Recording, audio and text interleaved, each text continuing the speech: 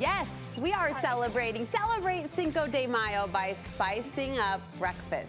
Mexican flavors add a twist to this delicious casserole. It's brought to our kitchen and to you by Heidi VanValkenburg from Rhodes Bake N Serv. She's got the recipe for potatoes and cheese bruncheros. There you go. Ole.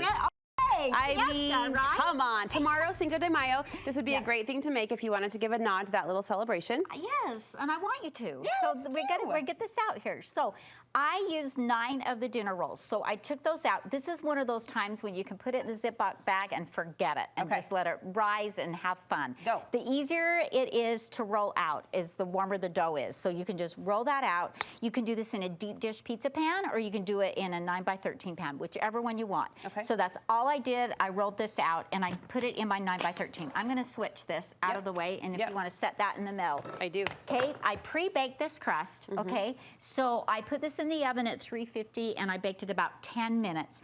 But before I put it in, remember to poke it with a fork so that you don't get all the bubbles, okay? And just curved it around the side for a nice little I did like crust. to hold it a little bit in there.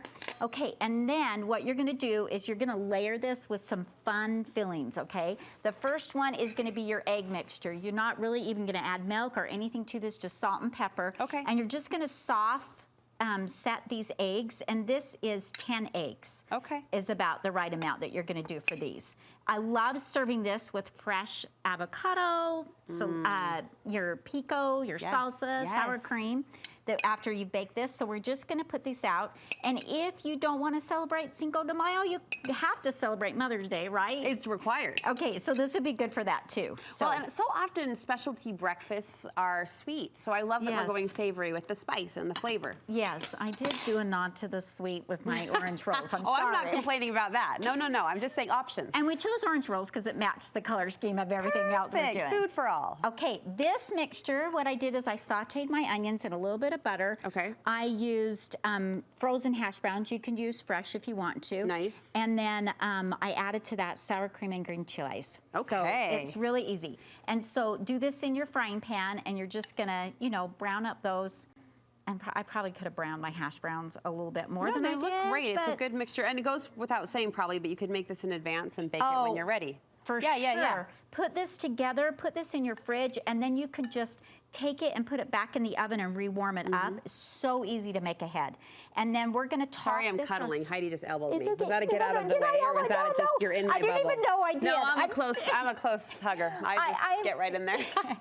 You didn't really. I'm sorry. No, I just realized I was just right here. Like, what? What else? Okay, you could tell me. You could do that. I wouldn't. I was so focused on trying to get this to look even that I wasn't even paying attention to how close we were. So it's all good. So there you go. We're gonna just put this all over the top of this. Looking good. And looking then, good. like I said, okay, a lesson learned the hard way. What? Make sure you do good cheese. You know what? You're poking. Not the You're poking at my conscience because I have a friend who committed this year to grate her own cheese, like to buy the real block, right, without the white powder. I mean, there's a time and a place, but there is a taste to that real block of cheese. Okay, so yeah, please do. I want to be better at that. Okay. Yeah, So, I go for convenience too often, but let's go for taste. Okay, yes, and just grate that up and then put that on top, because it really will melt better. It will taste better. Yes, all of People will it. love you even more.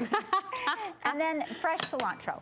And so I am going to put this on now, and I am going to bake this at 350, and I'm going to bake it for probably about another 10 to 15 minutes at 350. If you want the color to stay brighter green, you can always garnish it with a little bit of extra cilantro after. And avocados come after, obviously. I love the idea of avocados. Yeah, don't bake your avocados. Well, right, I know. I just have to clarify this for people like me that might be out there watching. We're I have not to say going to. Okay, we're going to. So anyway, and that is the thing. That's it. That's all you're going to do. Pop that in the oven, and it's ready to go. And it's potato and cheese bruncheros. This is one of many ideas that we have on our website. And so get on there, and you can have wonderful ideas for Mother's Day, for Cinco de Mayo. Even if you don't want to celebrate it anyway. You'll love the website too, because it's so much more than just rolls. As we've proven today, you can take that frozen dough and make so many fun creations. Like, what was this? These are our orange rolls. These are the traditional orange rolls that you let rise and then you bake. If you really want to skip a step, you can buy the anytime orange, anytime cinnamon. We just topped them with a cute flag just to add to the color of everything else we were doing here Fiesta. If my children were here, they would be belting out Latin gritos, like the cocoa version. You know, they just, they love it so much. Thank you, Heidi. Happy Mother's Day, happy Cinco de Mayo, whatever it is. Whatever you want to We will celebrate. post this recipe for you on our website and link you over to the Rhodes website, where, as Heidi mentioned, you can get all sorts of